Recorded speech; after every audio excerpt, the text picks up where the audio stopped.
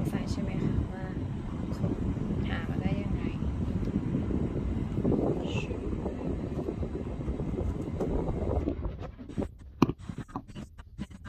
เกี่ยวกับที่การหาคอร์สสำหรับมือใหม่ที่หัดเล่นกีตาร์ใช่ไหมคะก็แอป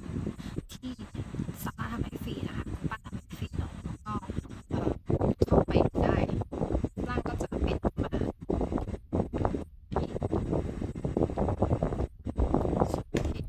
ก็คือเราก็แค่หมุนใช่ไหม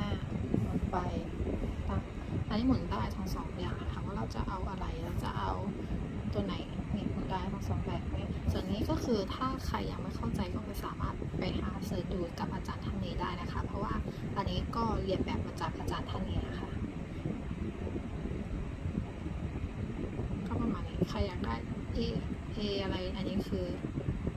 สมมติเราจะเอา A วันนี้